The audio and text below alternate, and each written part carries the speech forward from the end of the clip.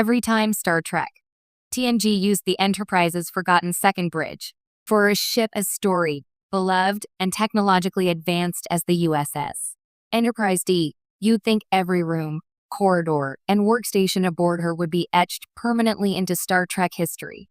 Fans can instantly picture the main bridge, 10 forward, sick bay, the transporter room, and even the more obscure spaces like Cetacean Ops or the Arboretum. Yet, hidden quietly in the show's production design and rarely acknowledged on screen, lies one of the strangest footnotes in Star Trek: the Next Generation lore. The Enterprise D's forgotten second bridge. This wasn't a bridge in the way most fans imagine one, complete with sweeping displays, dramatic lighting, and Picard ready to command, engage. Instead, this was an auxiliary control center, a compact, seldom seen room that functioned as an emergency fallback space and story utility that the writers only occasionally remembered existed.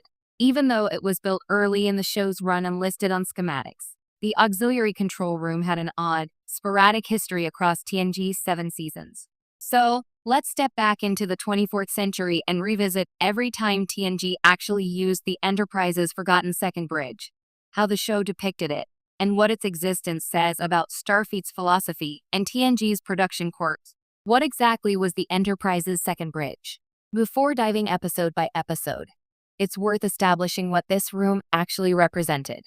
On paper, and in the Star Trek technical manuals, the auxiliary control room served as a backup command center for the Enterprise in case the main bridge was destroyed, compromised, or inaccessible. This concept carried over from Star Trek, the original series, where auxiliary control appeared semi-regularly on the Constitution-class Enterprise. For TNG, designers created a modernized version that looked like a small workstation-heavy control center, more like a crisis room than a cinematic command deck. However, the set was only partially constructed, often repurposed, and therefore rarely used. Despite this, it did appear on screen a handful of times, usually when the writers needed a smaller, closed-in set to create tension or isolate characters from the broader ship. 1-1-1-0-0-1-0-0-1. The first and most proper appearance of auxiliary control. The earliest, and arguably the clearest, use of the Enterprise's second bridge appears in Season 1's 1-1-0-0-1-0-0-1. The episode that introduced the Biners and featured the Enterprise being hijacked while docked at Starbase 74.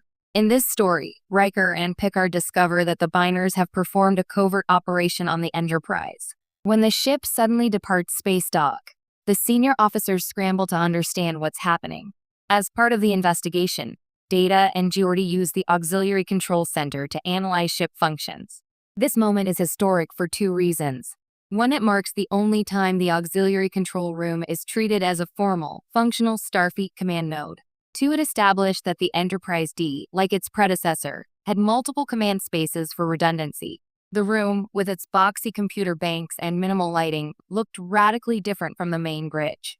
Instead of elegance, it conveyed utilitarian necessity, a place Starfleet engineers expected might be needed during emergencies.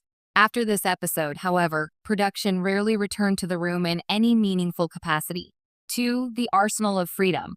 The set reused as an engineering annex. The second major appearance came not as auxiliary control per se, but as a repurposing of the same set in Season 1's, the Arsenal of Freedom. In this episode, the Enterprise is caught in a weapons demonstration trap, placing both the ship and away team in danger. Geordi, who temporarily takes command of the Enterprise, uses the room, technically the auxiliary control set, as part of his attempt to rescue the lower saucer section and keep the ship intact. It's not designated on screen as auxiliary control this time, but the layout is unmistakable. Its use here highlights something important. The production team built this set expecting to use it often, but quickly realized the main bridge was far more iconic and much better for character-driven scenes. As a result, it kept being redressed for engineering-adjacent sequences rather than narrative command operations. Still, this counts as a canonical reappearance because the ship's space was clearly meant to serve multiple technical functions and could easily act as a backup command deck if needed. 3. The best of both worlds. Part II. The attempted saucer separation command node. One of the most exciting but often overlooked uses of the auxiliary control concept appears in Season 4's The Best of Both Worlds, Part II. During the Borg crisis, when Riker is preparing the deflector dish overload and the potential separation of the saucer section, the smaller command nodes of the Enterprise D become much more relevant. While the episode doesn't explicitly label the room as auxiliary control, the sequence involving secondary command preparation strongly implies that various backup systems, including the second bridge, are put into readiness. In early drafts and some production materials, this is exactly where certain scenes were intended to be shot. Although the final aired version does not clearly show the auxiliary control room, it is nonetheless considered by fans and technical historians to be one of the moments where its presence within the ship mattered most to the story's logic. In other words, this is a soft appearance, narratively acknowledged but not visually depicted. For disaster, auxiliary command functions take center stage. While the actual room doesn't appear in Season 5's Disaster, the concept of secondary command centers becomes integral to the plot. The Enterprise suffers a catastrophic systems failure, leaving the crew scattered in isolated pockets of the ship, with the main bridge inaccessible and Picard stuck in a turbolift with children. Command defaults temporarily to unlikely officers in unlikely places. Notably, Counselor Troy ends up in command on the bridge, while other officers utilize different fallback stations. The logic behind this structure derives from the existence of auxiliary control and departmental command nodes throughout the ship. This episode therefore represents the deepest narrative acknowledgement of the Enterprise D's distributed command architecture, of which auxiliary control was originally meant to be a major component. Again, not a physical appearance, but undeniably a significant canonical use of the concept. 5 Brothers. Data's lockout demonstrates control redundancy. In Season 4's Brothers, Data seizes control of the Enterprise after receiving a homing signal from Dr. Soong. One of the major plot points is the complete ship-wide lockout Data initiates, which overrides every input station, including secondary command centers. The script notes and technical manual references confirm that this includes auxiliary control, even though the room itself isn't shown. It's a small detail, but for fans tracking the ship's capabilities, it counts as another moment where the auxiliary control room factored into Enterprise operations, even if only implicitly. Why did TNG use the second bridge so rarely? If the room existed, why did it virtually vanish after Season 1? The answer boils down to production economics and storytelling clarity. 1. The bridge was the show's signature location. Every time characters needed to discuss strategy or look heroic, the iconic main bridge set delivered visual drama.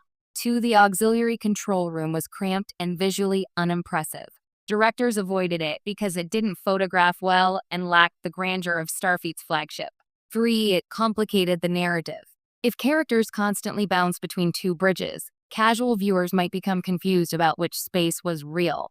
For the ship already had engineering, the battle bridge, and countless labs. There was no shortage of sets for dramatic scenes, and auxiliary control simply wasn't necessary.